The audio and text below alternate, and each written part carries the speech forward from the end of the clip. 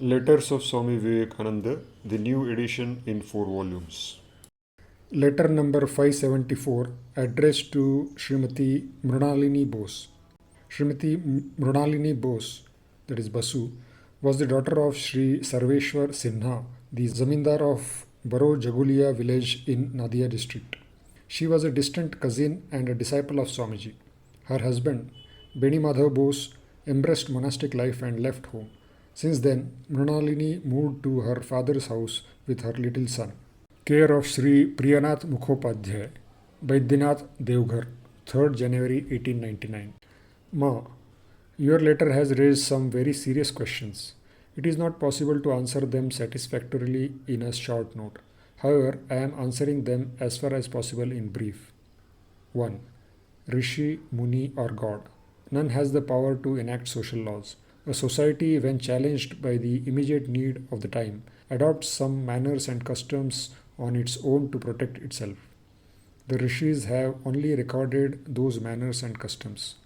Just as a man in any trouble, to protect himself for the time being, often adopts many useful means that are very harmful for him in the future. In the same way, often a society also saves itself for the time being, but the means by which it survives eventually turn out to be terrible in the end. For example, take the prohibition of widow marriage in our country. Do not think that rishis or wicked men introduce those laws. Even though men have the desire to keep women completely under their control, they could never succeed without the support of a temporary need of the society. Of this custom, that is widow marriage, 2 points should be specially observed.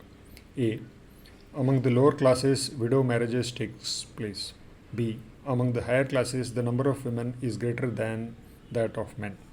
Now, in the higher classes, if it were the rule that every girl is to be married, then it would be difficult to get even one husband for each girl.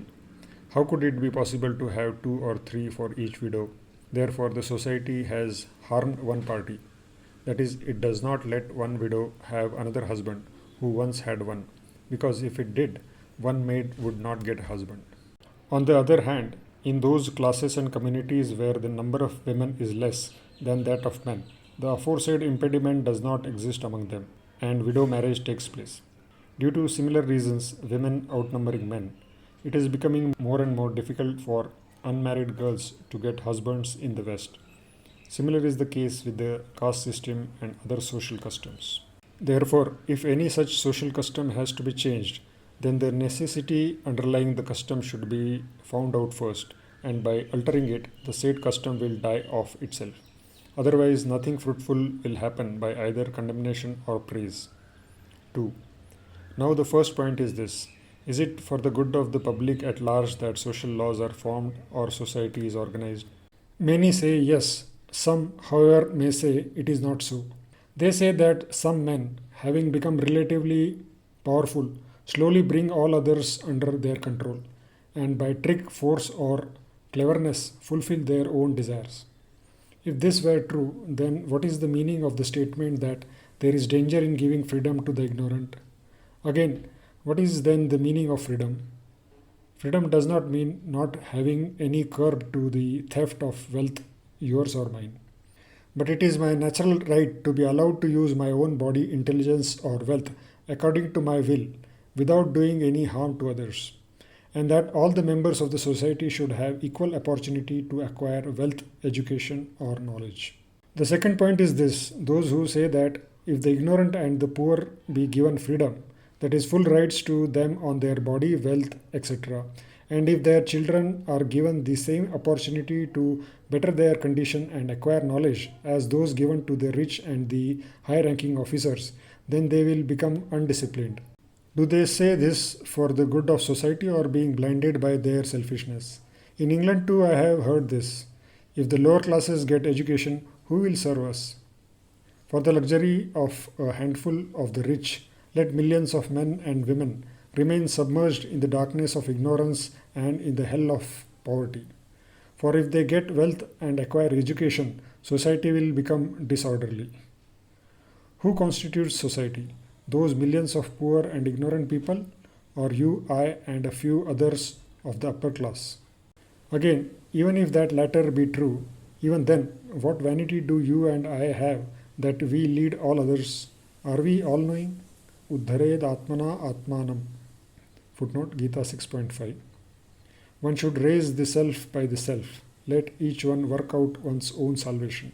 Freedom in all matters, that is, moving towards liberation, is the real objective of man. To help others advance towards physical, mental, and spiritual freedom, and to do so for one's own, is the supreme goal of man. Those social laws that stand in the way of the unfoldment of this freedom are harmful, and steps should be taken to destroy them as soon as possible.